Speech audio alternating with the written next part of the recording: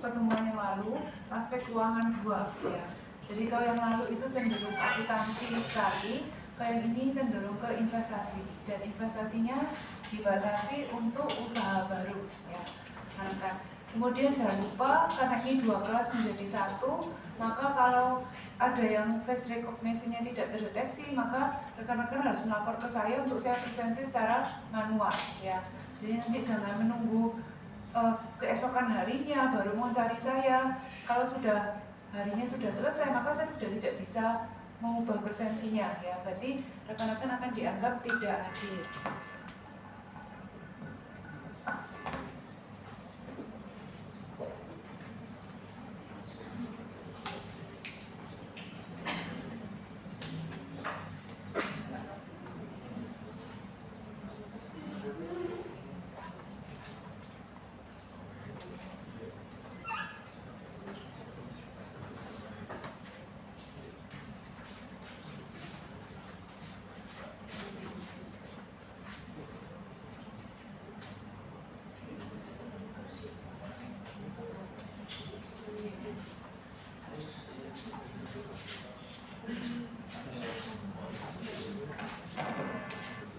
Ya, jadi ini adalah investasi untuk bisnis baru.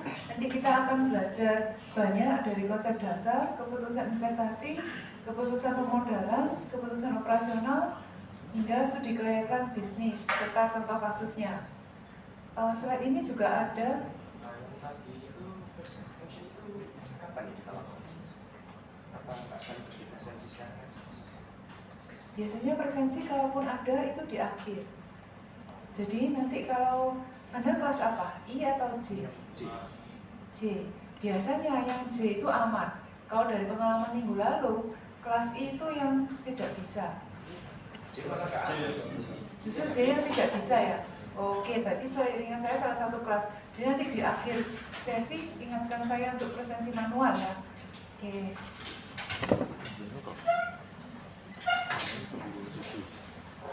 Baik, saya lanjut lagi. Jadi tentang konsep dasar, pengertian ini bisa jadi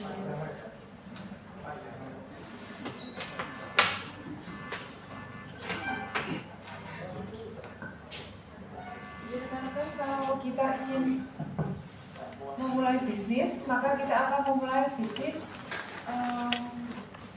yang pasti mencari untung ya. Tapi kadang-kala kalau kita berbisnis itu di awal-awal kita tidak bisa langsung menghasilkan arus kas yang positif ya, bisa saja masih negatif. Maksudnya positif negatif itu apa? Perbandingan antara pendapatan dengan bebannya itu masih lebih besar bebannya ya, seperti itu. Tapi nanti tujuan jangka panjangnya pasti kalau yang namanya bisnis ingin mencari keuntungan.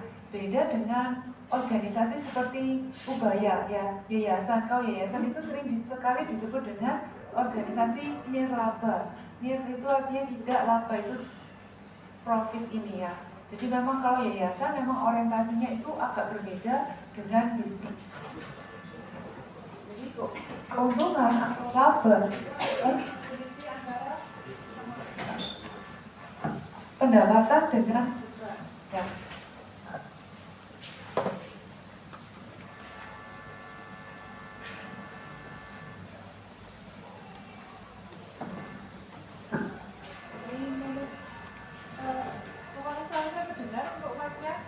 ya. Ya kadang-kadang ya putus-putus ya. Selama mic-nya masih bisa mungkin saya gunakan. Nanti kalau tidak bisa kayak seperti minggu lalu ya, saya tanpa mic. Oke, kemudian berikutnya untuk manajemen keuangan itu ilmu dan seni mengelola uang untuk memaksimalkan kesejahteraan pemilik.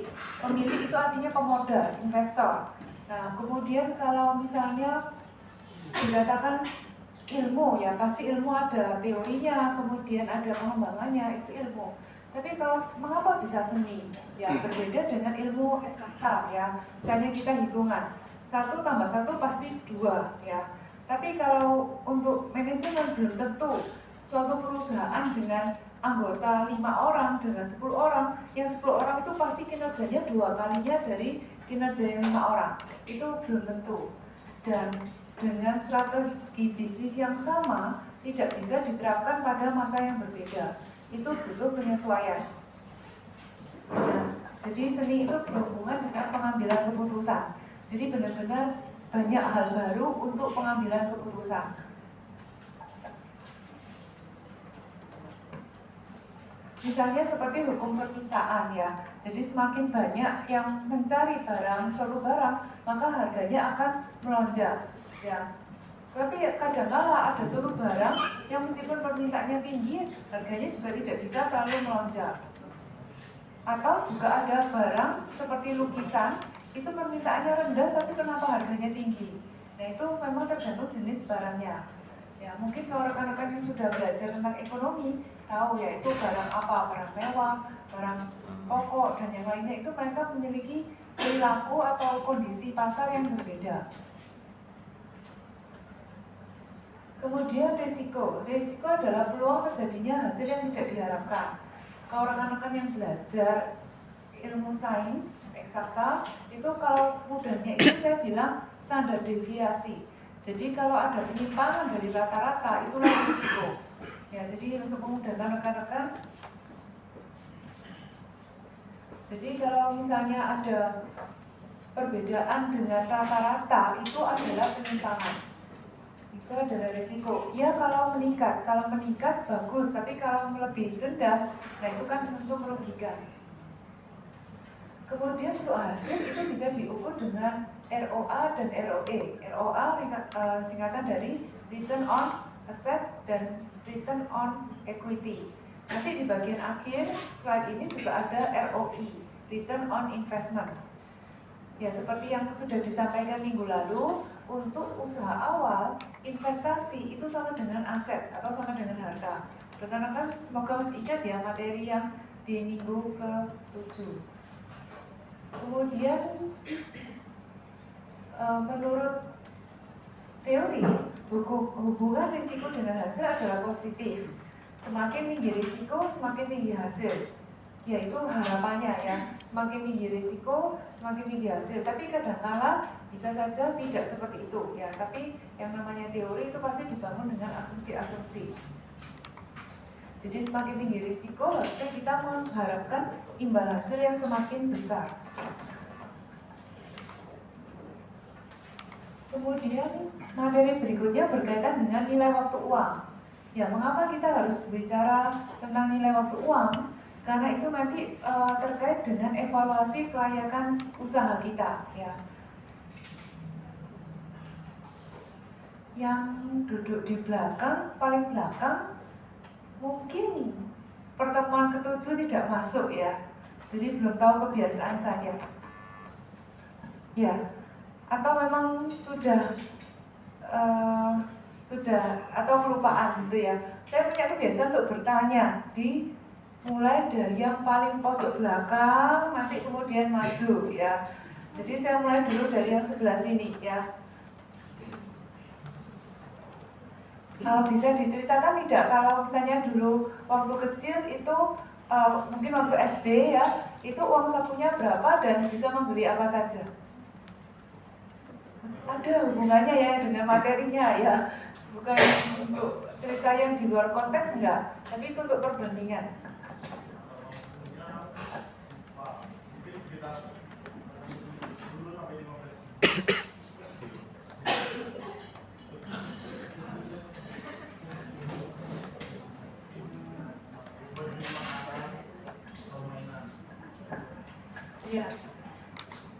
Ya, uang sakunya banyak ya. Kalau saya tanya di kelas lain tuh uang sakunya tidak sampai 10.000 ya. Ini malah 10-15 gitu ya banyak. Nah, kalau sebagai perbandingan saja, dulu waktu saya kecil itu uang saku saya hanya beberapa ratus rupiah. Tapi itu ya sekarang gak ada artinya ya, berapa ratus rupiah ya. Buat bayar parkir saja nggak cukup ya. Nah, kalau dulu itu memang meskipun hanya beberapa ratus, tapi saya sudah bisa membeli snack, permen, atau bahkan saya bisa membeli bakso ya. Bayangkan, uang segitu bisa beli bakso ya. Kalau sekarang dapat 1 biji saja agak sulit ya. Itulah nilai waktu uang. Ya, jadi kalau misalnya uang saku saya semisal dulu itu 500, mungkin saya bisa membeli banyak hal, pada saat itu ditarik maju ke saat rekan-rekan masih SD, itu mungkin hanya bisa beli beberapa biji permen. Ya, itu adalah nilai waktu uang. Jadi uang yang sama, nominal yang sama tidak akan berbeda apabila waktunya dibedakan. Ya, tentu kalau misalnya saya punya uang 1 juta sekarang dengan 1 juta 5 tahun atau 10 tahun lagi, nilai yang bisa saya beli pasti beda. Anggap saja ya, saat ini saya anggap saja mau belanja, saya bawa uang 10 juta ke semacam hypermart atau yang lainnya ya, saya bisa banyak mendapatkan barang yang bisa-bisa 1 troli itu nggak cukup ya, saya pasti bawa troli yang lain lagi. Nah, tapi kalau 10 tahun mendatang, pasti saya tidak akan dapat sebanyak yang saya peroleh tahun ini. Kenapa? Nilai uang itu menurun tiap tahun. Kalau normal, kondisi perekonomian normal, ada pertumbuhan, biasanya ada inflasi. Kalau ada inflasi itu berarti apa? Nilai uang, inflasi, jumlah uang yang beredar lebih banyak dari tahun ke tahun, karena kan yang kita belanjakan juga lebih banyak. Itu maka nilai atau nilai intrinsik dari uang tersebut akan menurun ya. Sebagai contoh, harga beras tahun 90-an itu harga beras itu paling hanya 1.000 atau di bawah 1.000, sekitar 1.000-an ya untuk per kilonya, tergantung kualitasnya. Sekarang harga beras itu sudah sekitar 15 ribuan kalau misalnya normal ya, tanpa diskon dan yang lainnya. Jadi memang kalau kita ingin berinvestasi, maka kita harus memilih investasi yang pengembaliannya cepat. Sama-sama investasi itu akan kembali, tapi kalau misalnya waktunya yang satunya lebih lama dan yang satunya lebih cepat, maka dengan asumsi semuanya sama, maka tentu kita harus memilih yang lebih cepat karena lebih menguntungkan. Teman di sampingnya, mengapa kita harus memilih investasi yang lebih awal, yang menghasilkan hasil yang sama, tapi kita memilih investasi yang lebih pendek jangka waktunya?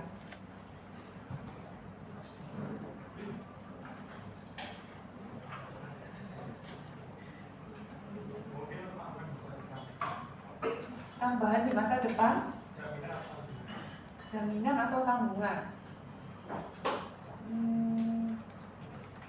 Ada yang lain lagi selain itu?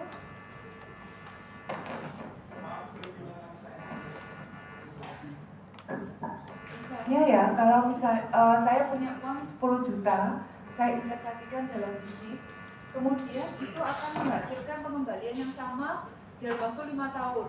Bedanya, yang satu pengembaliannya lebih besar di awal, yang satu pengembaliannya lebih besar di akhir. Nah, rekan yang tadi ditunjuk itu akan memilih yang mana? Mengapa?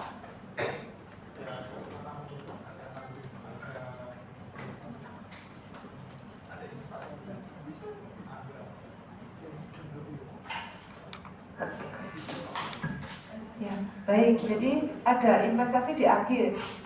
Jangan khawatir, jawabannya itu juga sama dengan teman yang di kelas lain ya. Mereka pasti memilih investasi yang besar di akhir. Padahal kalau dihitung nanti aliran kasnya sama antara yang dapat besar di awal dengan yang dapat besar di akhir ya. Kalau dengan prinsip yang baru saja saya terangkan, maka dengan mempertimbangkan value of money dari berharganya uang tersebut, maka seharusnya dipilih yang besar di awal ya. Harusnya memilih yang besar di awal.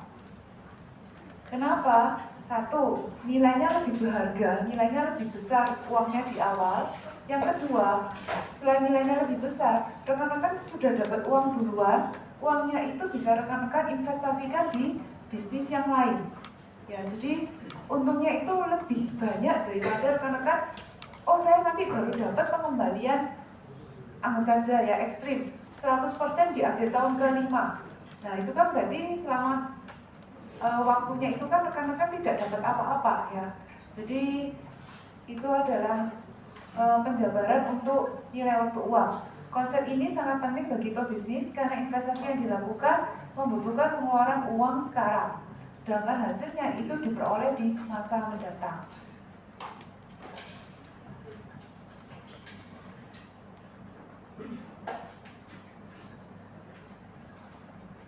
Kemudian untuk perhitungan nilai waktu uang itu dilakukan dengan rumus. Mungkin rekan-rekan yang dari ekonomi sudah terbiasa ya, malah mungkin jadi banyak di pelajaran atau perkuliahannya ya, sudah biasa menghitung.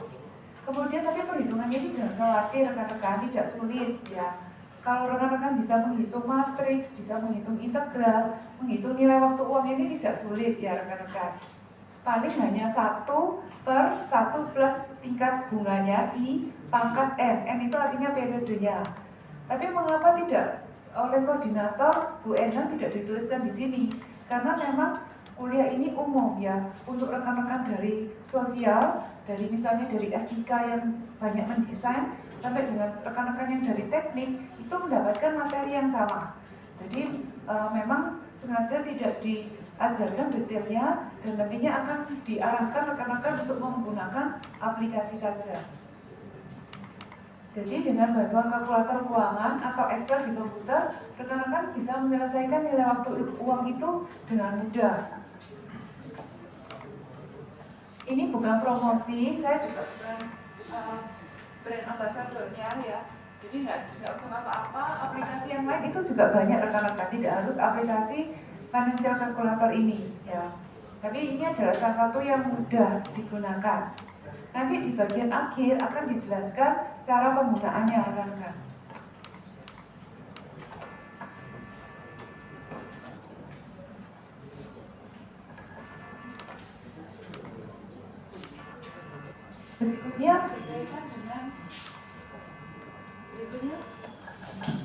Berikutnya berkaitan dengan penganggaran.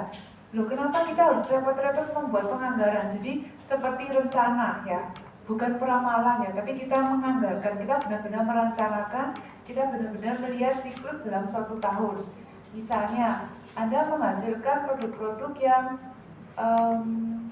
terkait dengan kue kering ya atau yang lainnya. Nah itu kan seasonal, berkaitan apabila pada saat lebaran atau pada saat Natal atau pada saat Imlek itu nanti permintaannya akan tinggi. Berarti rekan-rekan akan melakukan penganggaran. Jadi di masa-masa tersebut sebelumnya rekan-rekan akan mulai meningkatkan persediaan bahan baku dan yang lainnya. Buat apa capek-capek menghitung itu? Karena itu berkaitan lagi dengan uang.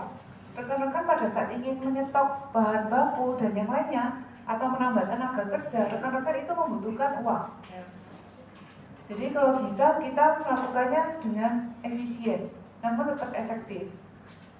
Jadi investasi jangka panjang, pengeluaran uang untuk membeli aset tetap atau aset jangka panjang digunakan untuk memperoleh hasil dalam waktu lebih lama dari 1 tahun. Nah misalnya rekan-rekan menyewa gudang. Gudang itu biasanya tidak boleh sewa setahun ya. Biasanya bisa beberapa tahun, 5 tahun, 10 tahun. Nah itu lama rekan-rekan, jadi komitmen jangka panjang. Kemudian membeli mesin dan peralatan. Membeli peralatan untuk produksi. Ya misalnya kalau kuliner tentu LPG, kompor, panci, sendok sayur, dan yang lainnya, kendaraan angkutan. Apakah hanya itu? Kalau rekan-rekan masih ingat materi saya sebelumnya, seperti belanja atau beban iklan untuk kemudian rekan-rekan meng-hire influencer, membayar mencetak flyer dan yang lainnya atau iklan. Nah itu semuanya adalah investasi.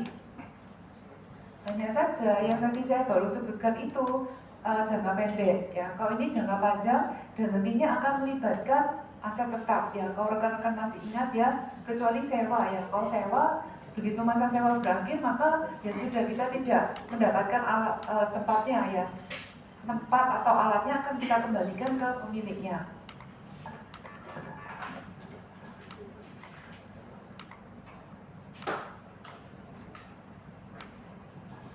Ini berkaitan dengan kelayakan rekan-rekan, kelayakan bisnisnya rekan-rekan. Ini berkaitan dengan payback. Ada 3 kalau yang diajarkan di sini. Yang pertama itu adalah payback period, yang kedua adalah NPV, yang ketiga adalah IRR. Payback period itu tadi sempat berkaitan dengan contoh yang saya berikan. Misalnya kalau saya investasi 10 juta, nanti di akhir tahun ke-5 saya dapat misalnya ya pengembalian penuh 100%, maka berarti payback saya itu adalah 5 tahun. Ya, 5 tahun.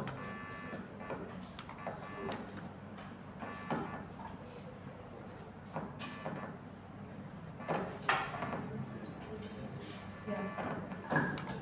Mic-nya kalau mirip gini langsung bunyi ya. Jadi coba tanpa mic ya, bisa mendengar suara saya? Yang di belakang sana bisa? Bisa? Mengangguk-angguk menghibur atau memang sungguh mendengar? Sungguh mendengar ya? Oke. Dan mahasiswa itu mau menghibur dosennya ya, ngerti, paham gitu ya. Oke. Jadi kalau payback itu adalah investasi kita berapa, itu akan dihitung dengan pengembalian tiap periodenya, tiap akhir periodenya. Mungkin saya lebih baik mencontohkan secara hitungan.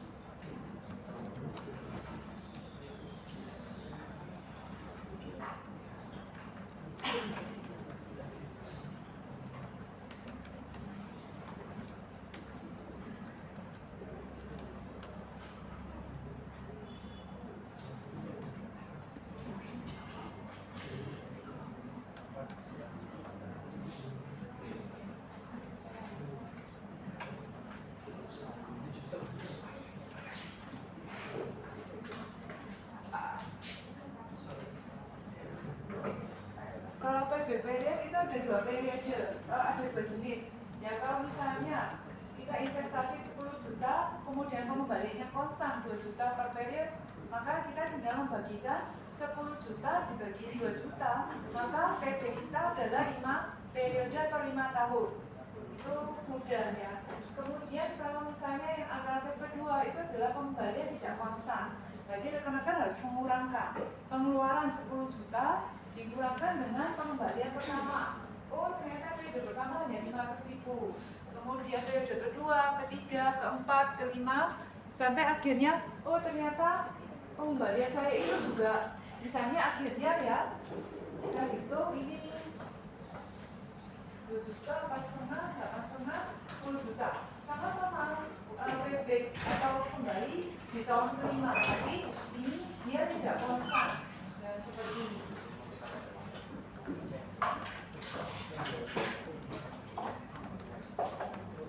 Bisa dipahami untuk payback.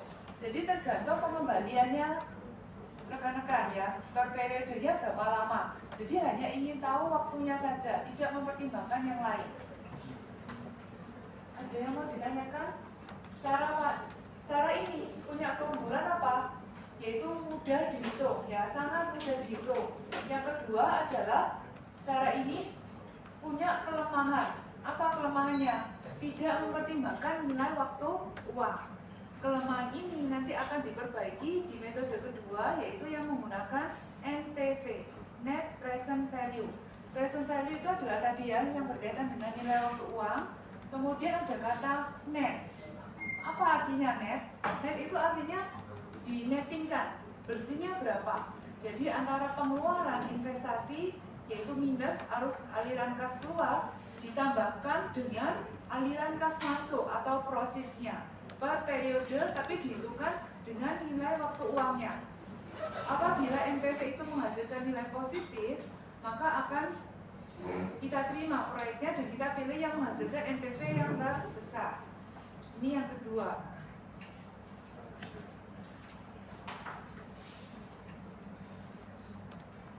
Kemudian kalau yang terlalu kecil ya, saya perbesar.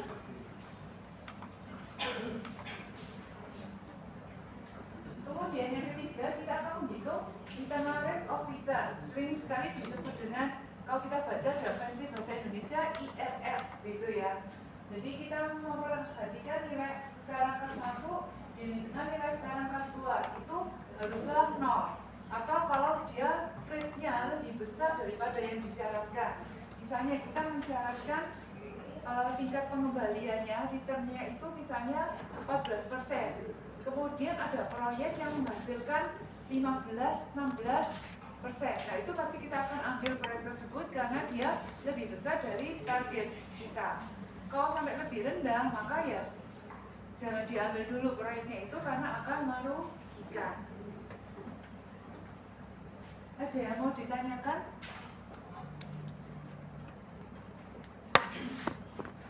Oke, kalau sudah paham, saya ingin bertanya lagi ke teman yang di sampingnya yang tadi. Oke, saya ingin dijelaskan tentang payback period. Jadi sampingnya sudah tahu ya, saya mau tanya apa? NPV ya. Payback period tadi itu pengembalian modal. Adalah jumlah waktu dalam bentuk tahun untuk kembali modal yang akan diinvestasikan. Pertanyaannya, apakah harus dalam bentuk tahun? Bisa dihitung Kalau misalnya proyek jangka pendek seperti kewirausahaan ini, apakah bisa dihitung dalam bentuk tahun? Tidak bisa Kalau tidak bisa, apakah kita bisa menggunakan pecahan yang lebih kecil untuk waktunya? hitungan bulan. Nah, caranya bagaimana?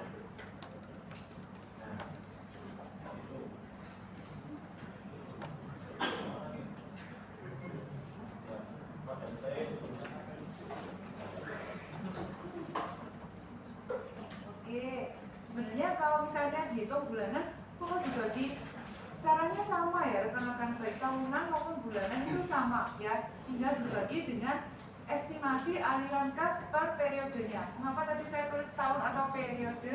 Karena saya tidak mau hanya membatasi di tahun saja, bisa per bulannya ya. Caranya sama, baik dengan konstan maupun dengan fluktuasi ya, tinggal dikurangi dengan estimasi aliran kas per periodenya. Ya, semoga lebih paham ya dengan berinteraksi tanya dan jawab ini, rekan-rekan bisa menjadi lebih paham ya. Oke, ke teman di sampingnya, NPV. Apa itu NPV? NPV itu net present value. Ya. Nilai sekarang bersih. Ya. Kas masuk. Kemudian bagaimana cara perhitungannya? Bukan rumusnya ya, tapi logika perhitungannya bagaimana? Kenapa ada net, mengapa ada present value-nya? Bersih berarti membandingkan apa dengan apa?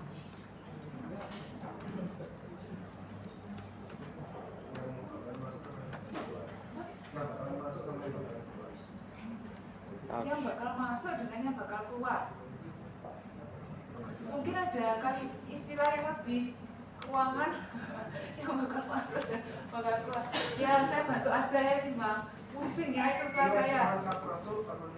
Ya, benar ya, aliran. Ya, jadi lebih spesifik, lebih bagus jawabannya ya. Jadi kita akan membandingkan antara aliran kas keluar kita untuk investasi dengan aliran kas dari keuntungan bisnis kita, yaitu ya net present value. Nanti siap-siap ya rekan yang duduk di sana ya. Berarti tadi putra-putra, sekarang putri. Putra lagi ya. Putra semua yang duduk belakang ya. Memang yang putri-putri suka duduk depan ya. Oke. Kelas ini banyak putranya ya. Aku. Oh, ya, udah segini, ya. Putrinya baru dari 3 baris paling belakang ya.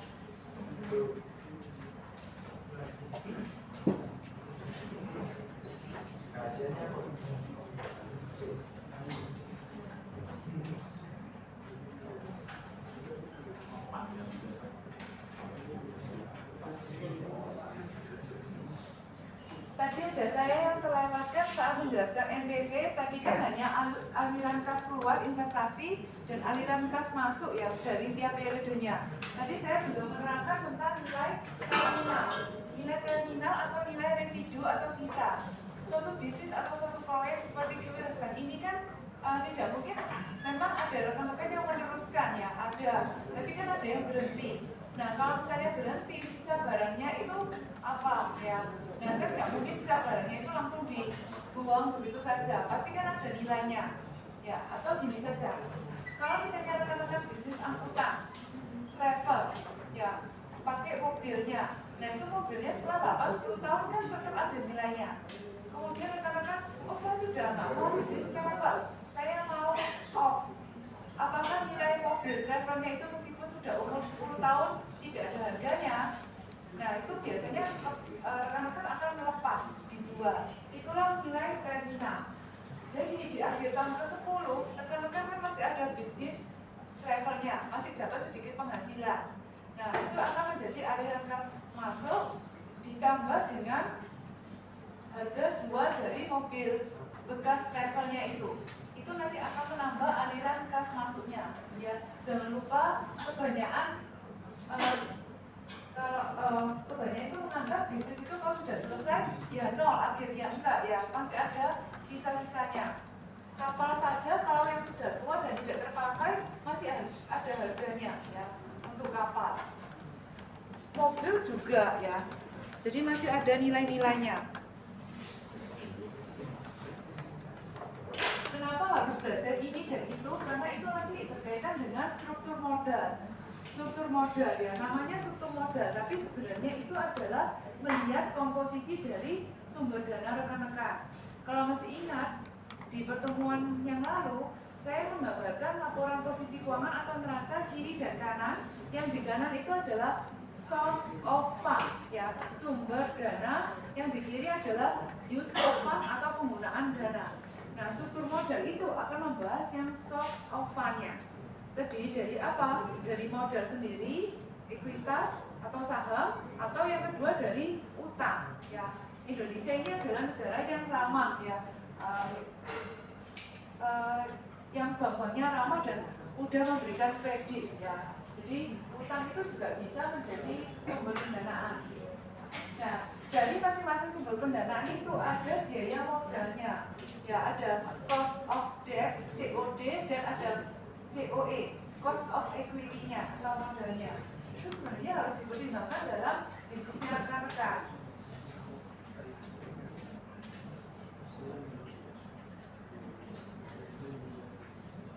Ini ya, dana dari kreditor ataupun dari modal sendiri.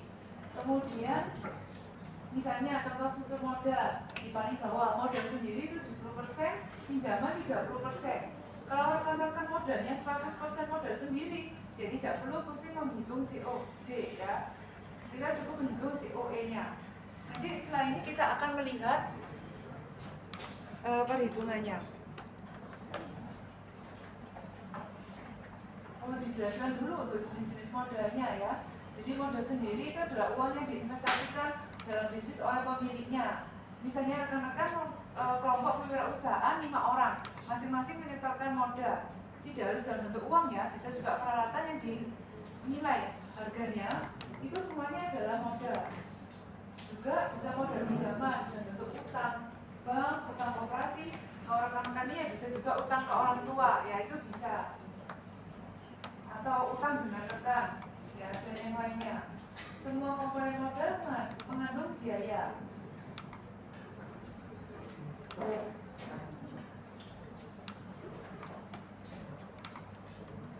Kalau biaya modal atau cost of equity itu adalah jadi kalau misalnya uang tersebut tidak diinvestasikan dalam bisnis ini, digunakan untuk yang lain, berapa pengembaliannya? Itu adalah bahasa sederhana dari biaya modal.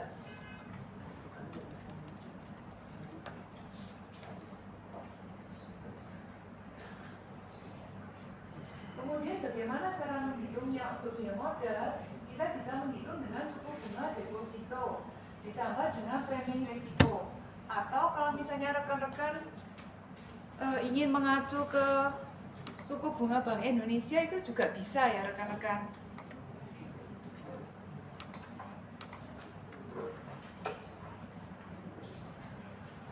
Tapi memang Pak Sari itu masih kepotong 20% kan? Iya. Jadi biasanya terima kasih cuma 4,8%. Itu tergantung juga kalau misalnya obligasi kan nggak sampai 20%. Oh, iya. 20% untuk deposito. Betul.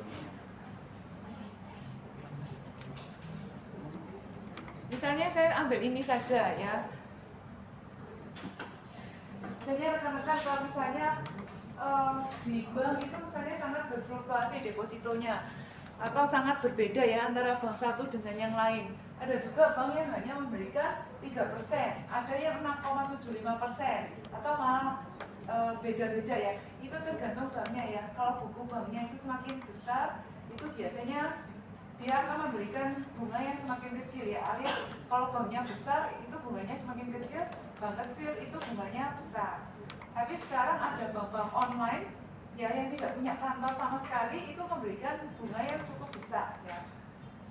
Nah ini rekan-rekan bisa lihat fluktuasinya. Jadi ini kita sebut dengan BI 7-day repo rate ya. Jadi kalau dulu kalau rekan-rekan ngobrol dengan orang tua atau kakek nenek rekan-rekan, kakek nenek ya, pasti mereka belum kenal dengan BI 7-day repo rate. Karena dulu itu namanya adalah SBI, Suku Bunga Bank Indonesia. Ya. Ini akan diambil berkala oleh pemerintah. Ya.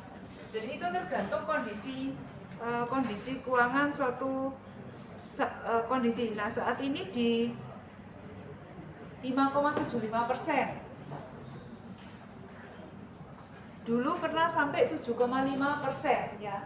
Jadi tergantung kondisi perekonomian. Nah, tidak membahas lebih lanjut tentang perekonomian, tapi kalau misalnya menurut teori, kalau inflasi tinggi maka saatnya pemerintah ingin menyerap kelebihan jumlah uang yang beredar. Dengan cara apa? Dengan cara meningkatkan suku bunga supaya banyak masyarakat menabung. Tapi itu juga tidak mudah. Kenapa? Saat suku bunga depositonya tinggi atau tabungannya tinggi, apa dampaknya? Suku bunga kreditnya juga ikut tinggi, lebih tinggi lagi, karena kan bank ingin mencari untung dari selisihnya. Itu nanti dunia industrinya juga akan menderita. Ya, jadi untuk bunga ini sebenarnya tidak sesederhana yang kita bayangkan. Atau kalau misalnya Bu daripada ngeliatin BI 7-day repo rate, saya mau pakai obligasinya pemerintah saja. Kita anggap itu adalah risk free rate ya. Kan kalau perusahaan kan udah bangkrut, tapi kalau pemerintah kan sulit bangkrut ya, meskipun dalam sejarah pemerintah itu pernah bangkrut ya, tapi kan tidak seperti perusahaan. Nah, jadi kita bisa pakai itu berapa tingkat obligasi yang diterbitkan oleh pemerintah, risk free rate ditambah dengan premi risiko. Kalau premi risiko ini ada beberapa jenis ya, rekan-rekan mau nambah sebenarnya untuk apa? Kalau biaya modal sendiri nanti itu akan menjadi beban dan nanti akan dijadikan patokan rekan-rekan untuk menghitung berapa tingkat keuntungan yang diharapkan dari bisnisnya. Premi risiko itu ya Kenapa 6% sama 10% ya? oh itu contoh.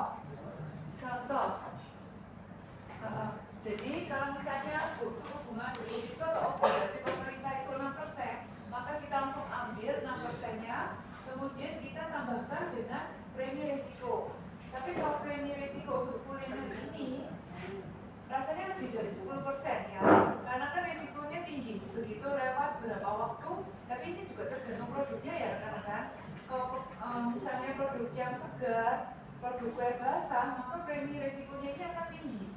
Karena begitu lewat beberapa jam saja, kualitasnya sudah menurun, rusak, berlendir dan yang lainnya.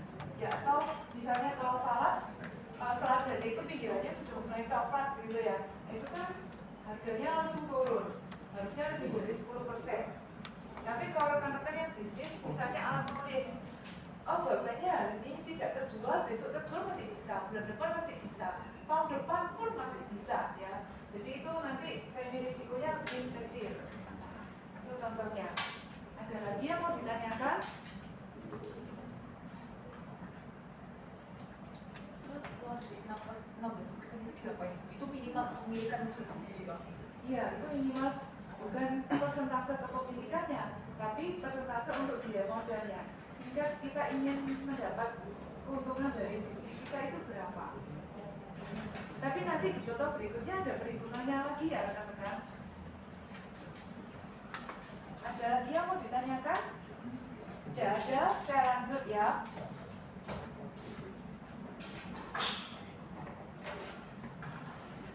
Nah, kalau berkait tadi ya, kalau tadi ya modal, katanya tadi juga ada yang mengingatkan adanya pajak ya, deposito ada pajak. Tapi kalau untuk di perhitungan ini kita tidak memperhitungkan pajaknya dulu.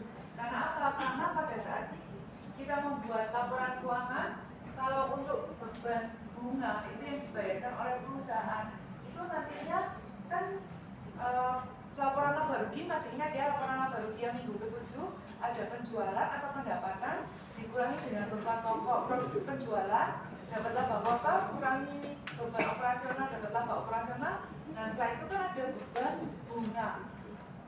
Nah beban bunga, kemudian setelah itu ada beban pajak.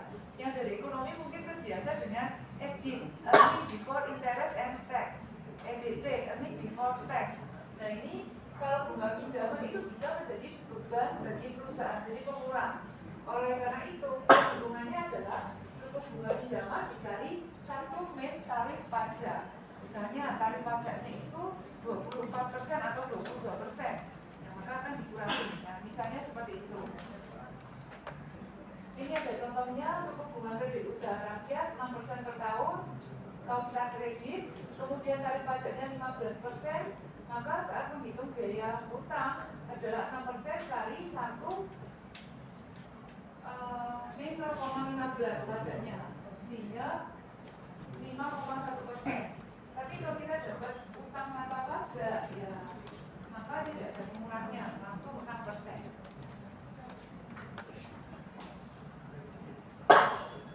Jadi kan laba kena pajak atau laba bersih itu yang menjadi dasar perhitungan pajak suatu bisnis. Oleh karena itu pada saat menghitung beban utang atau cost of debt-nya kita akan menggunakan 1 min tax ya.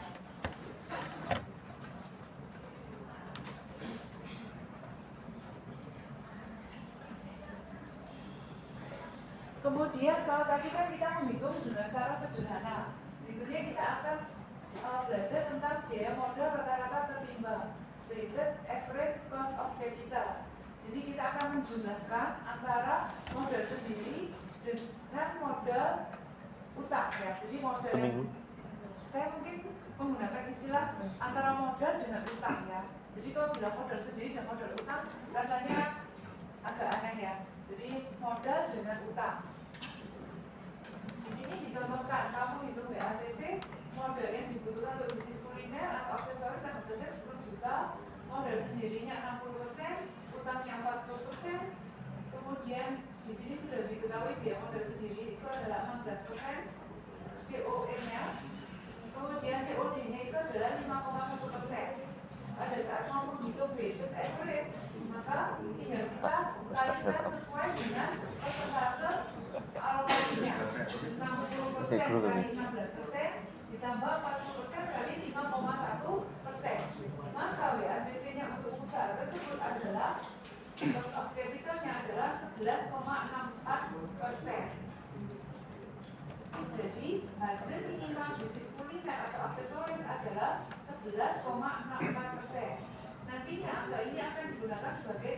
untuk menilai kelayakan bisnis. Jadi NPV-nya kita akan menghitung menggunakan rate ini. Nah, bukan rate-nya obligasi, bukan rate-nya deposito, tapi menggunakan rate ini. Ada yang mau ditanyakan? Ya, oke ya, tidak ada. Saya lanjut dulu. Saya tetap di video Yang ini. ya. Kalau saya apa yang COD sama COE itu yang mana ini? Ya, kalau yang COE ini 16%, kemudian yang COD-nya 5,1%. Jadi angka-angka ini tuh harus dihitung sendiri. Namanya itu berapa persen? Namanya itu berapa persen? Contoh misal ya Bu, ya kasus saya hanya rasakan. Saya bikin hotel 75 M. Saya jamin dan saya itu, tapi dipinjemin cuma 50 M, sisanya 25 M. Itu aman nggak? Itu tergantung dari kelancaran usahanya itu untuk operasionalnya. Jadi kalau misalnya seperti itu bisa aman kalau misalnya usaha bisnis hotelnya itu masih menghasilkan. Tapi kalau misalnya begitu dia tidak menghasilkan, dengan adanya utang yang sebegitu besar itu nanti akan merugikan. Risiko. Berat di interestnya. Berat di interestnya, nanti kalau gagal bayar maka akan langsung disegel. Disita. Ya, dibuku. Tapi ada, meskipun dibukukan, itu setahu saya dari pengalaman rekan yang punya bisnis itu beban bunganya juga dibukukan. Tapi ya tidak berat ya, tetap membayarnya banyak. Dan kalau memang hutang hipotek itu memang dengan jaminan itu memang sebenarnya kurang menguntungkan. Mengapa? Kita menjaminkan misalnya aset 10M, nanti yang dikasih itu paling cuma 60% atau 70% saja ya. Itu akan menjadi keuntungan bank pada saat dilelang kan. Nah seperti itu. Ada lagi yang mau ditanyakan rekan-rekan? Tidak ada? Oke, kalau tidak ada saya lanjut.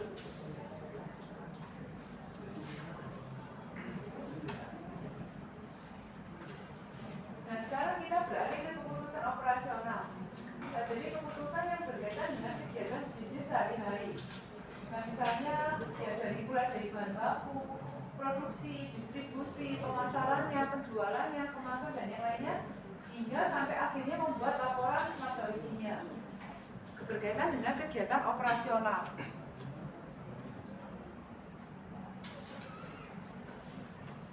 Nah, kalau kita di keuangan kita akan melihat dengan istilah modal kerja. Modal kerja itu kita melihat selisih dari aset lancar dengan kewajiban jangka pendek.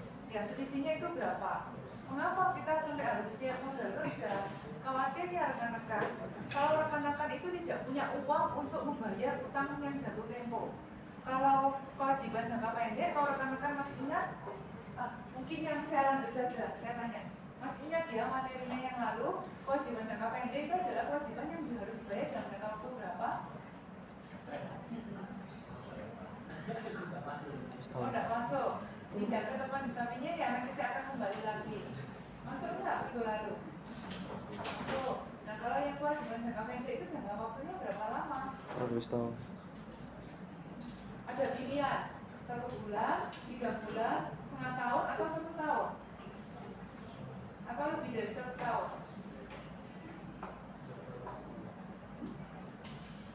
Iya, tidak ada jangka pendek.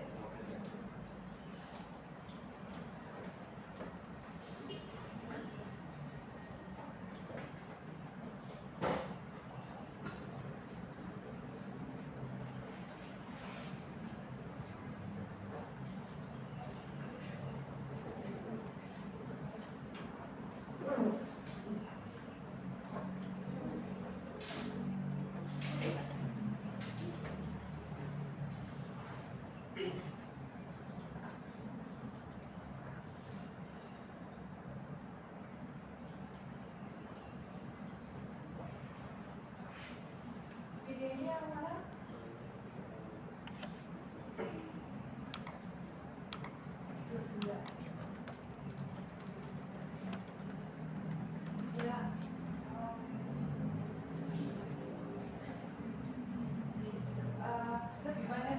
bulan ya rekan ya. Jadi yang dimaksud itu adalah 1 tahun. Kalau 3 bulan itu bisa dimasukkan dalam kas dan secara kas rekan. Yaitu nanti kalau belajar akuntansi yang dimaksud dengan kas dan secara kas itu adalah itu investasi atau sesuatu yang sifatnya maksimal 3 bulan ya, karena mudah dicairkan uang. Tapi kalau yang disebut dengan aset lancar atau kewajiban jangka pendek itu adalah 1 tahun batasnya dari tanggal laporan keuangannya. Jadi tujuan kita untuk menghitung modal kerja ini ingin tahu perusahaan bisa punya uang tidak untuk membayar utangnya. Dengan cara apa? Membandingkan aset lancarnya, kas investasi deposito yang kaya depositonya cepat dengan kewajiban yang harus dibayar. Kenapa? Karena kalau misalnya kita gagal bayar, jangankan usaha ya rekan-rekan, kalau kita punya kartu kredit dan tidak bayar, itu nanti langsung tercatat tuh di database ya. Nanti berikutnya rekan-rekan mau masuk kredit itu akan dilihat, oh ini ada catatan apa? Nah itu ya. Itu hati-hati kalau rekan-rekan hutang dengan bank ya, jangan sampai default atau gagal bayar. Nanti akan mempengaruhi nama baik rekan-rekan untuk peminjaman berikutnya. Dan itu berlaku nasional loh rekan-rekan ya, tidak bisa oh itu udah berarti saya masuk dalam daftar hitam di Surabaya saja, tidak, itu berlaku di nasional ya.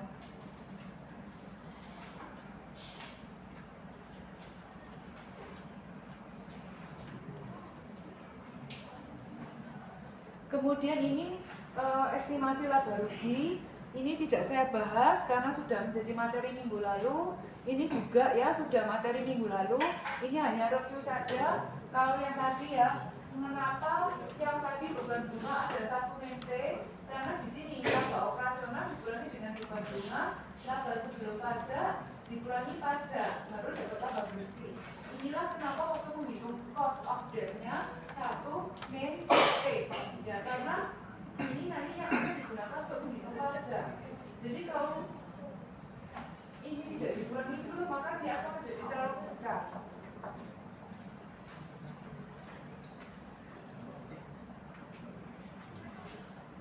Kalau ini juga materi minggu yang lalu ya, saya skip saja.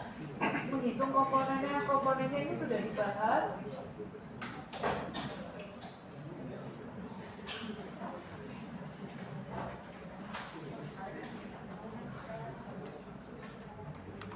Kembali lagi ke teman yang duduk di tengah. Ya, dengan logika saja ya, meskipun minggu lalu tidak masuk. Apa saja yang termasuk dengan beban tetap? Beban tetap. Jadi kita produksi 1, 2, 3 bebannya tetap. Apa? Misalnya.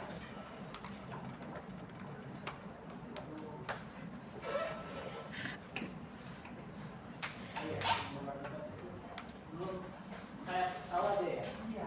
Kalau berbeda itu nanti kalau barang kita beli itu barang yang kita hasilkan itu sesuai dengan harganya, sama tentang berat sama ukuran juga tetap. Oh, kalau beban itu berbeda dengan pengeluaran ya. Pengeluaran. Nah, pengeluaran apa yang tetap meskipun rekan memproduksi 1, 2, 3 atau menjual 1, 2, atau 3 tapi bebannya tetap terus. Atau rekan yang coba di rumah itu biaya yang tetap itu apa? Oh, barang pengeluaran yang mungkin kita beli itu tetap barang-barang yang bukan konsumsi untuk kayak buat pengeluaran gitu. Oh, senang. Kalau diberikan contoh lagi beberapa. Contohnya apa?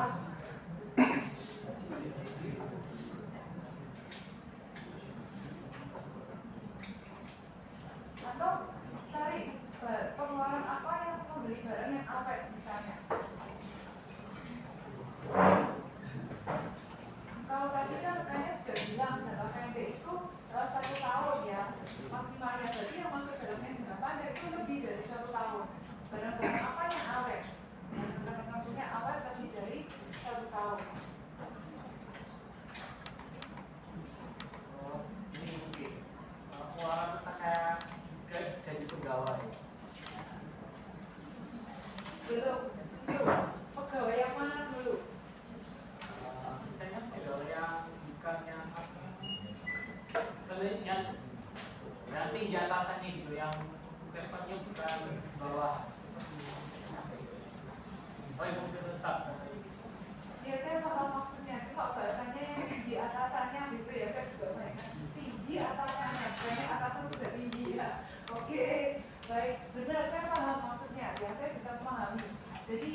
pegawai-pegawai yang level manajemennya tinggi, misalnya direktur, manajer, itu gajinya tetap mau tanpa pemberhentian bonus ya, tanpa ada bonus gaji bulanannya itu biasanya tetap ya, itu adalah beban tetap.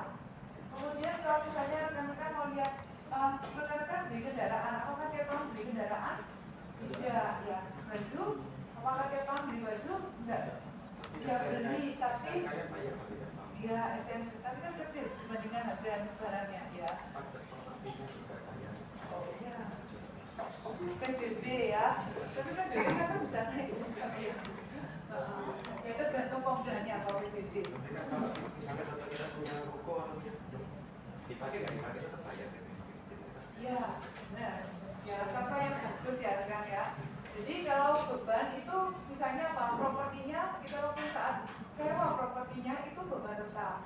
Ditambahkan oleh rekan yang di depan adalah bayar PBB-nya ya. Jadi kalau kita sewa itu kita juga bayar PBB-nya, iuran lingkungannya, macam-macam. Nah, PBB itu adalah beban tetap. Iuran lingkungan, keamanan lingkungan itu juga tetap ya. Nah, itu bisa kita prediksi itu adalah beban tetap.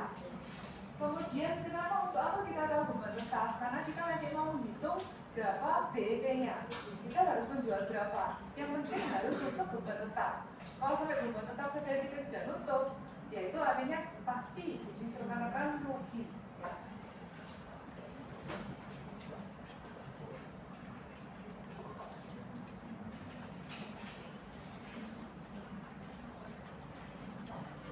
Ini juga sudah dibahas minggu lalu.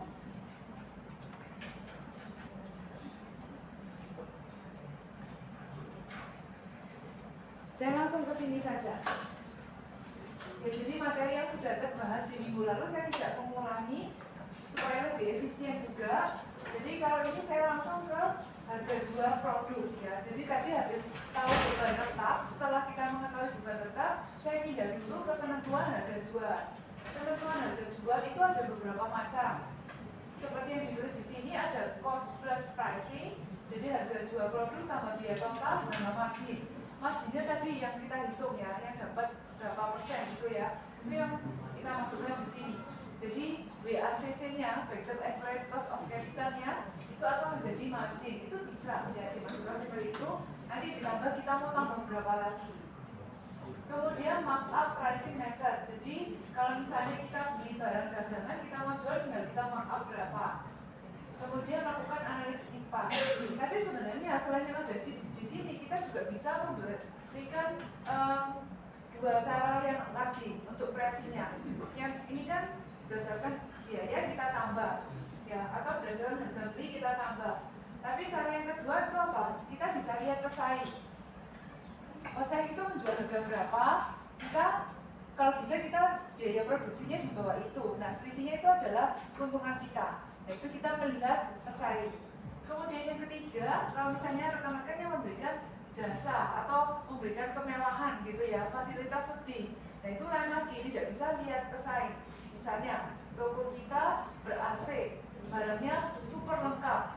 Dibandingkan dengan toko sebelah yang memang tidak lengkap, barangnya juga kualitasnya tidak bagus. Nah, itu bisa barang yang sama itu harganya beda karena memang fasilitas yang diberikan beda. Jadi itu apa? Value based pricing ya. Jadi value based pricing. Jadi nilai apa yang diberikan kepada pelanggan rekan-rekan. Nah, kalau itu tidak ada rumusnya ya, rekan-rekan tinggal ya menilai jasa atau fasilitas apa yang diberikan yang akan dihargai oleh konsumennya. Biasanya kalau barang-barang mewah, barang-barang yang prestis atau jasa yang prestis itu mereka harus menggunakan value based pricing ya. Tidak bisa cuma kosnya segini maka harus itu. Ya, itu tidak.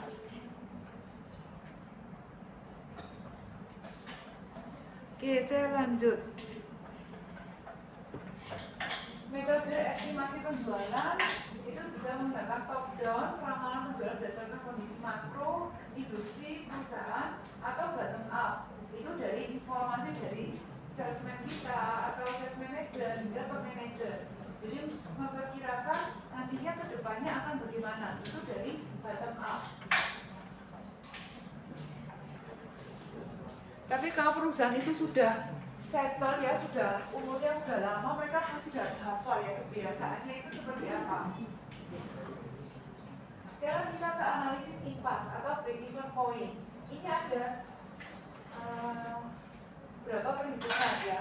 Intinya apa rekan-rekan? Saya juga menjelaskan mulai dari yang bawah dulu. Total beban tetap dibagi dengan margin kontribusi. Apa itu margin kontribusi? Itu adalah selisih harga jual dengan biaya variabelnya.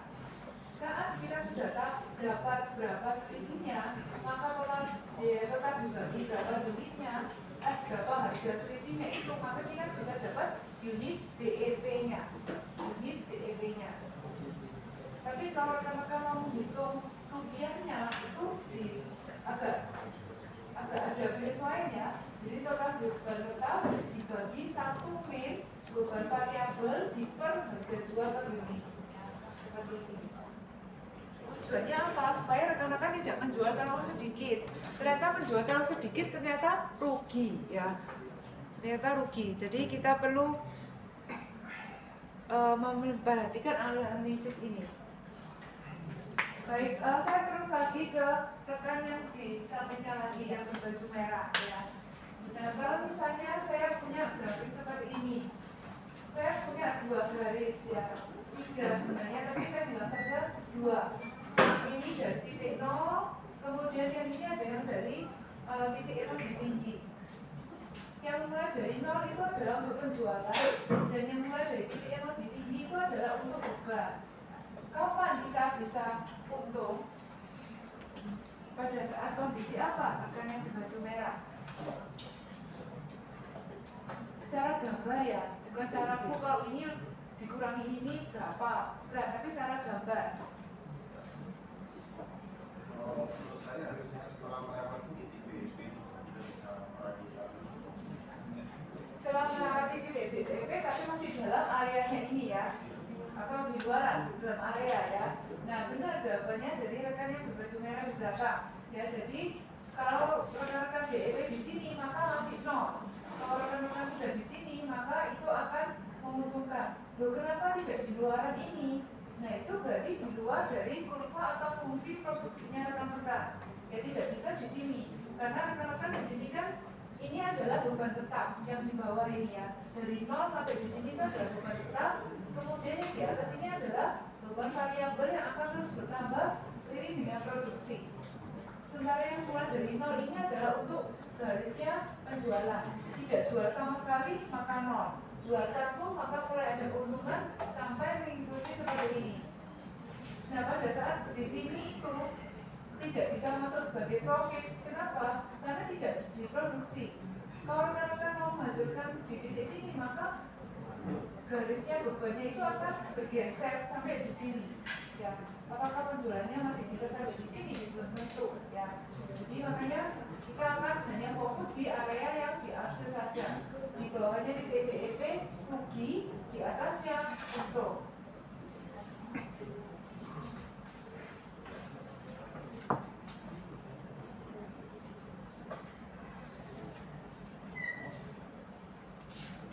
Nah ini adalah studi kelihatan bisnis. Ya langkah-langkahnya adalah mengestimasi aliran kas usaha, biaya modalnya itu tadi yang dihitung dengan BACC-nya tadi sebagai tingkat diskonto, kemudian mengestimasi. Dan ini berbeda dengan depresiasi seperti yang sudah saya bahas minggu lalu. Dengan asumsi semua aliran kas dalam keadaan setelah pajak dan biaya modal juga dalam keadaan setelah pajak.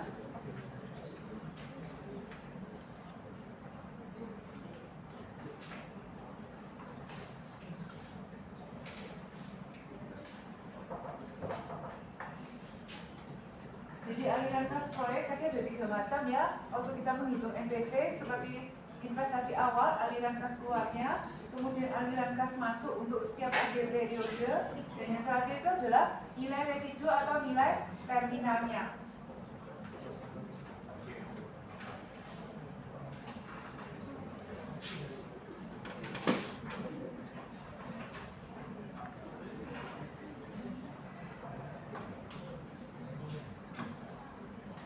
Nah ini adalah contoh untuk nilai investasi awal ya, seperti saat rekan-rekan menghitung harta atau asetnya.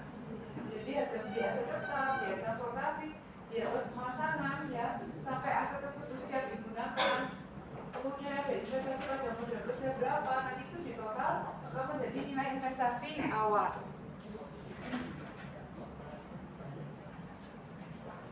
Kalau ini seperti laporan laba rugi, tapi penambahannya apa? Di bagian bawah ini ditambah dengan biaya penyusutan supaya kita bisa tahu aliran kas operasional.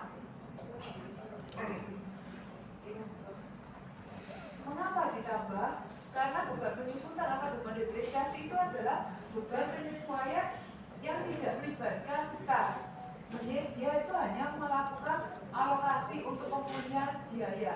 Ya, jadi kalau kita membeli suatu aset kendaraan, anggap saja 200 juta, itu tidak bisa langsung dibebankan pada tahun belinya. Mengapa? Karena itu tidak imbang antara pendapatan dengan bebannya. Sehingga kendaraan itu ketika dibeli dimasukkan sebagai aset, nanti di akhir tahun itu akan dialokasikan. Bisa sesuai dengan pemakaiannya, bisa sesuai dengan tahunnya. Ya, misalnya diestimasikan mobil itu hanya bisa 10 tahun. Nah, maka akan harga mobil itu akan dikurangi nilai residunya, kemudian dibagi dengan masa manfaatnya. Persis seperti materi yang sudah saya sampaikan pertemuan sebelumnya. Karena dia sebagai pengurang di sini, tapi tidak ada gasnya sama sekali. Saat kita ingin menghitung aliran kas operasional, maka laba bersih harus ditambahkan dengan biaya penyusutan. Jadi ini versi sederhana ya rekan-rekan. Kalau rekan-rekan yang dari akuntansi itu pasti akan lebih detail ya untuk arus kas operasinya.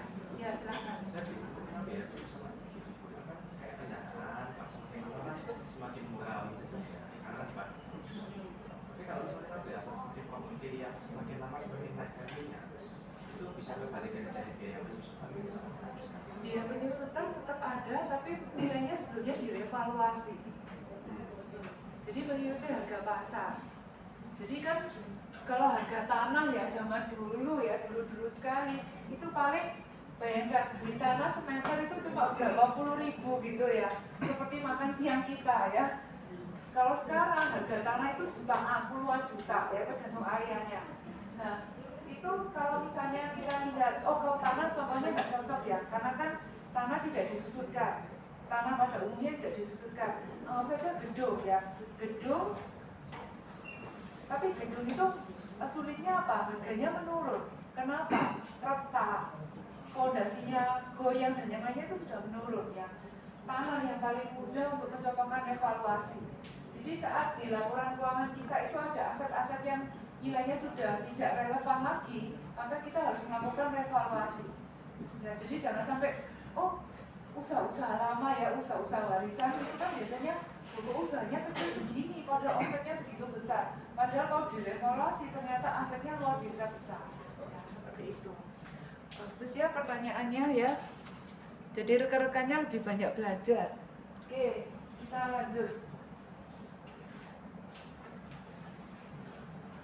Untuk proyek ini, kewirausahaan, koordinator sudah mengatakan metode penyusutan garis lurus pakai metode ini saja ya. Meskipun di pertemuan yang lalu saya mengajarkan beberapa, tapi di sini hanya dibatasi metode garis lurus.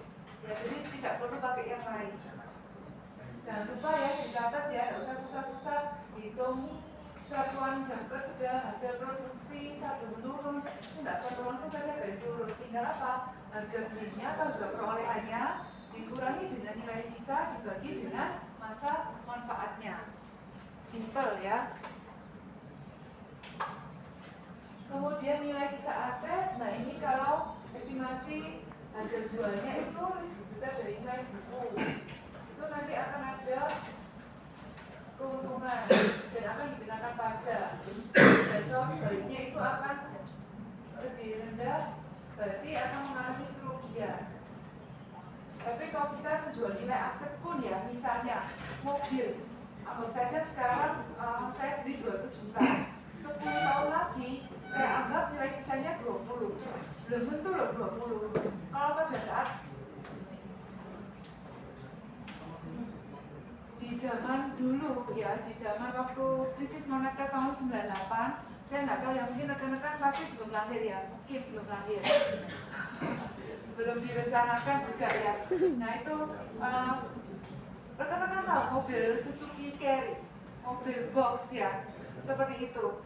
Itu zaman dulu harganya itu kan murah, tapi karena ada krisis moneter, rekan-rekan tahu mobil bekas yang mobil Suzuki Carry itu naik sampai menjadi 60 juta. Bayangkan, Suzuki Carry bekas itu naik sampai menjadi harganya, kalau saya tidak salah ingat itu 60 juta. Bayangkan, padahal waktu belinya mungkin nggak beda jauh dari itu ya. Jadi rekan-rekan bisa bayangkan, jadi dalam keadaan suatu krisis itu bisa saja nilai sisa yang kita rencanakan itu beda banyak ya, tergantung kondisi.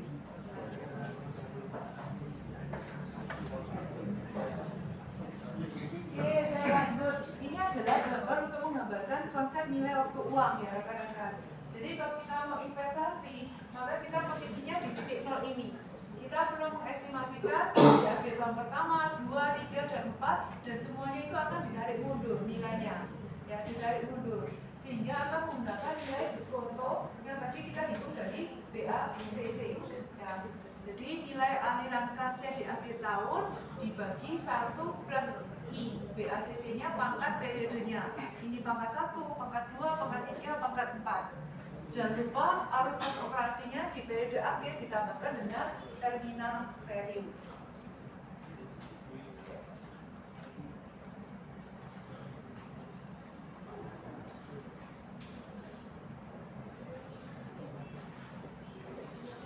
Nah ini siap-siap ya, bisa punya rekan seperti merah ya.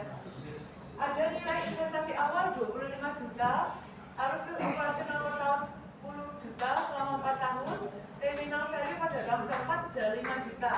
Tingkat diskonto ambil saja BACC-nya itu adalah 15%. Berarti rekan-rekan akan diminta untuk menghitung berapa PB period, berapa NPV dan IRR. Tapi saya tanya hanya PB periodnya. Ya, untuk rekan yang berkelas hitam, ya. Jadi kapan akan ada, kapan PB-nya?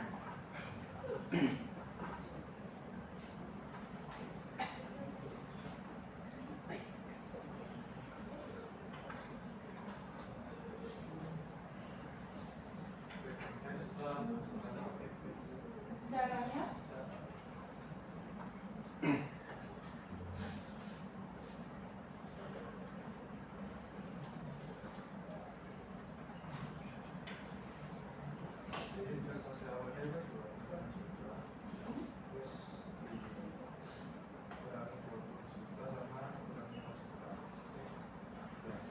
Ya benar ya.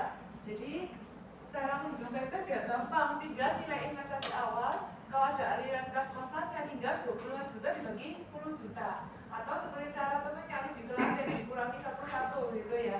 Itu juga bisa ya. 20 juta kurangi 10 juta kurangi 10 juta lagi, kemudian dapatnya 5 juta. Ya 2,5 tahun ya.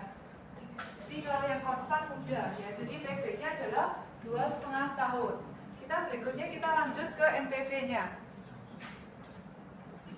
Kalau NPV ini nanti kita akan hitung minus 25 juta, ini pengeluaran awalnya. Kemudian akhir tahun pertama aliran kasnya 10 juta, 10 juta, 10 juta, 10 juta. Apakah hanya terbatas 5 periode? Kalau misalnya saya prediksi usaha saya bisa 10 tahun bagaimana? Bisa ekro, tinggal tambah sampai ke periode yang diinginkan. Kemudian dari jangan lupa nilai yang paling akhir ditambahkan dengan terminal value-nya ya. Jadi jangan hanya cash flow-nya dari bisnis, tapi juga tambah terminal value-nya. Dan jangan lupa kesalahan kedua yang sering muncul itu adalah rekan-rekan kurang menggunakan tanda minus di aliran kas keluar untuk investasinya. Ingat yang pertama kali keluar itu adalah minus, arus kas keluar minus. Kemudian kan masuk plus gitu ya. Nanti kalau sudah dikalkulit, rekan-rekan akan dapatkan nilai berapa. Oh, atasnya jangan lupa isikan BACC-nya. Kalau saja diskon rate-nya itu adalah 15%. Pada saat rekan-rekan menghasilkan NPV-nya positif, maka proyek ini layak, ya, layak dijalankan. Pada saat rekan-rekan menghasilkan IRR lebih besar dari discovery-nya, proyek ini juga layak untuk dijalankan. Profitability index-nya juga positif, ya, juga layak untuk dijalankan, ya.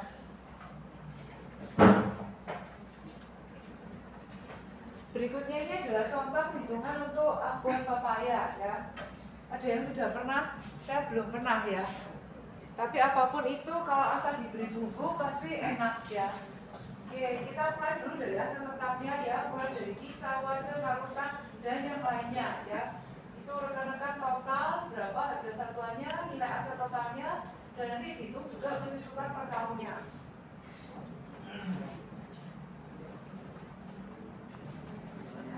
Kemudian bahan habis pakainya berapa, ya, bahan-bahannya semua itu juga dijumlahkan, rekan-rekan. Ini kalau yang bisnis kuliner ini memang komponennya banyak, ya, yang bisnis kuliner atau bisnis manik-manik itu juga lumayan, ya, komposisinya. Ininya semuanya di total.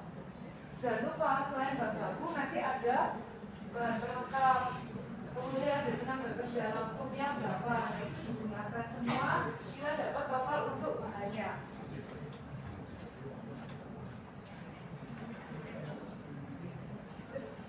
Kemudian jangan lupa menghitung beban operasional. Anggap saja semua dikerjakan sendiri, ya, karena rekan-rekan spin, ya, anggap saja 0. Tidak ada beban overhead. Semua produksi terjual, tidak ada persediaan awal dan tidak ada persediaan akhir. Jadi beban produksi sama dengan beban pokok penjualan. Anggap saja beban penyusutannya tadi, ya, menggunakan angka yang tadi. Modal kerja diasumsikan atau hasilnya 10% dari penjualan.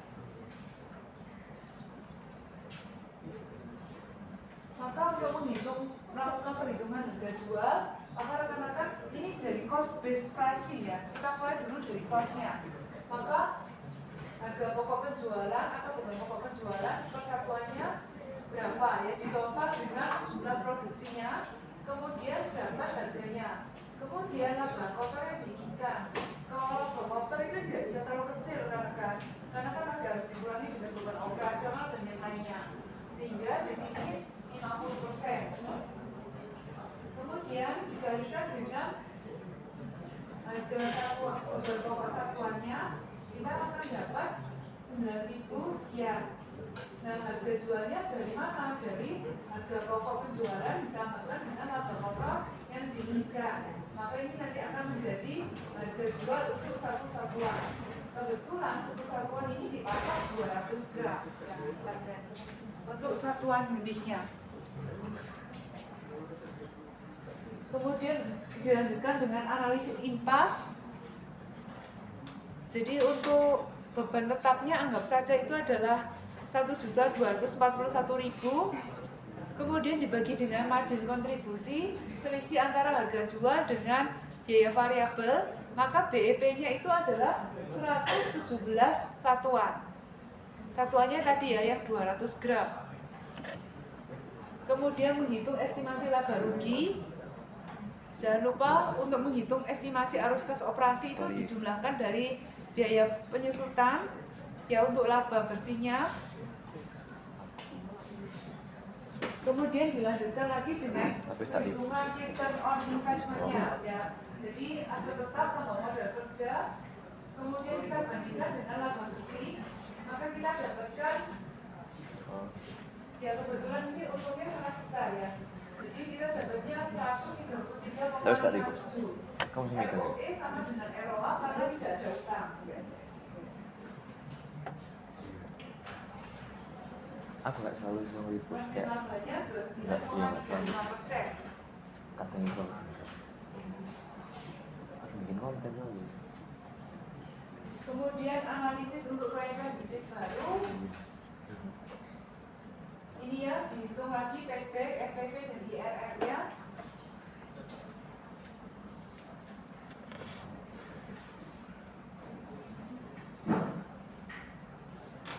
Ini, ya, jadi payback-nya itu tidak harus tahunan, bisa bulanan. Jadi kita totalnya berapa, investasinya dibagi dengan pengembaliannya berapa, kemudian dikalikan dengan 12 bulan, maka kita akan dapatkan berapa payback dalam bulanan. Nah ini bisa digunakan untuk proyeknya rekan-rekan. NPV dapatnya sekian, IRR-nya sekian, profitability index-nya sekian ya. Jadi ini untuk menilai kelayakan dari proyek bisnis baru.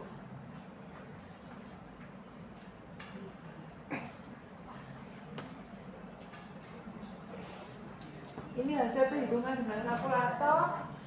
Tapi jangan lupa ya kalau ada terminal value ditambahkan terminal value-nya.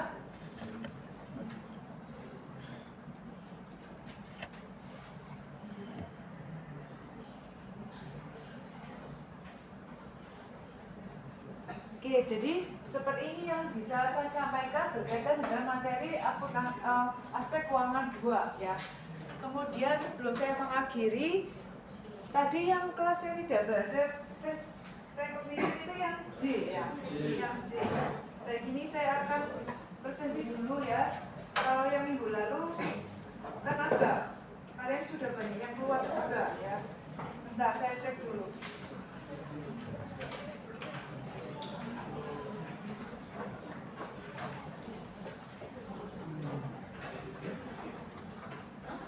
Yang di luar sudah bisa saya cek kok.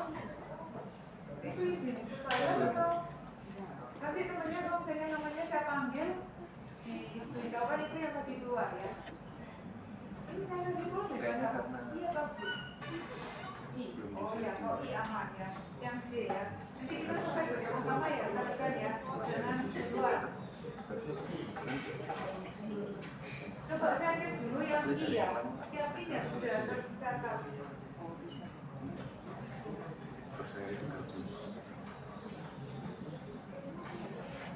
Yang I entah ini banyak yang tidak masuk atau banyak yang belum fresh record ya. Jadi untung ya banyak yang belum ya. Saya kira kok banyak sekali yang tidak masuk. Sekarang saya ke KPJ.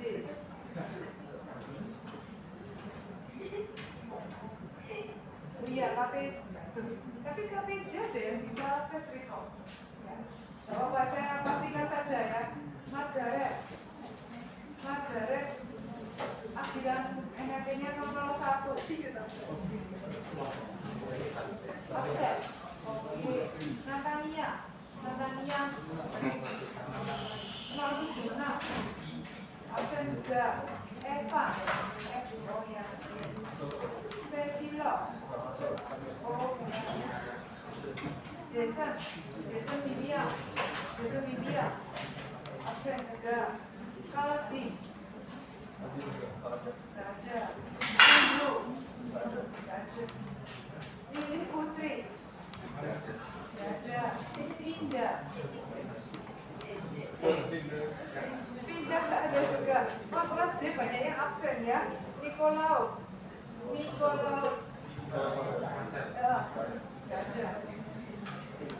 Ada. Laras. Paling rajin berarti ya. Di bawah kiri berdua. Herald. Oh ya baik. Bonaventura. Akhirnya ya. Mulai ada yang sudah merah terus ya. Oke, Marvel.